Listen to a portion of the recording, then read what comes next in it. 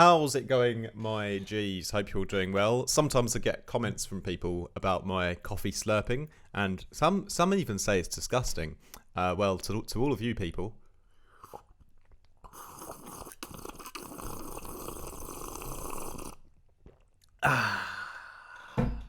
it's a wonder that you're still subscribed. Anyway, today I'm going to talk about the importance of tension layers, and this is really, really exciting. So grab your notepads and your Artifact mouse pads. Well, that's not actually a thing yet. Maybe I'll make some mouse pad merch. Yeah. Anyway, this is grey. This is grey. I thought that Logic might do some weird stuff to me if I played this project because it's a bit overloaded. Anyway, I want to talk about the importance of tension layers, and I think it's kind of my favourite part of this song, and I think what makes it so special is the tension layer. I'm going to call it a tension layer. I'm coining that. Maybe someone's already coined that, but I'm going to just override that decision. So a tension layer is this sound here. Oh, Jesus.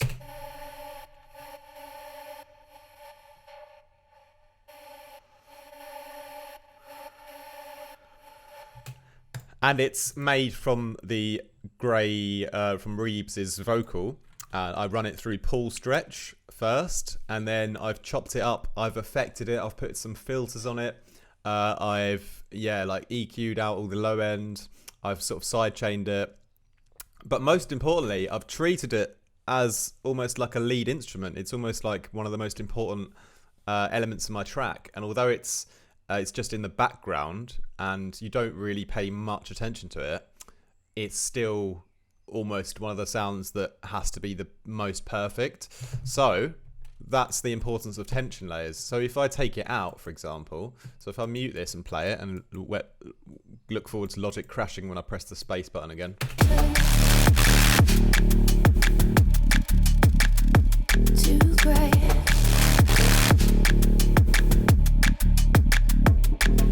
Now let's add it back in.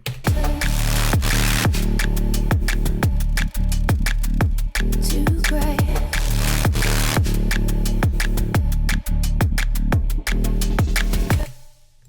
Doesn't it feel like almost twice as energetic than it did without it? It's really so important, and I kind of knew this before this track, and I've done it with other tracks as well. But I've always thought about treating the background sort of layer like this sort of tension layer in the background, as sort of a quick thing. And this time I really went more in detail with it and spent more time on it. And again, with everything in music, the more time and effort you put into each element or sound, you're going to get a better result. So that's the problem. It just takes more time. But I think that especially in this case, because the track's a little bit more minimal for my kind of style, and there's a bit more space in the mix. I really wanted to get that background to be interesting, so that's why I've taken more time to chop out parts of the tension layer to really add to the groove of the whole track. And also, I've made a couple of, you can hear.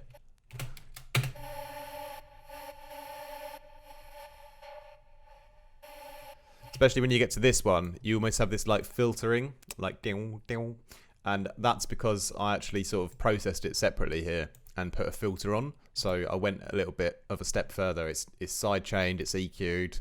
There's a little bit of filtering that happens just in one sort of moment that sort of slows down the tension layer for that brief period before it sort of comes in again.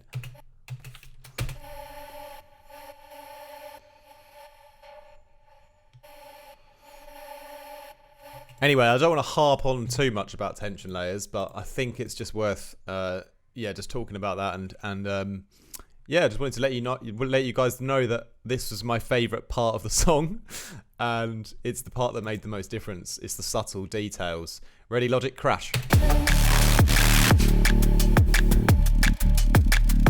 Too great.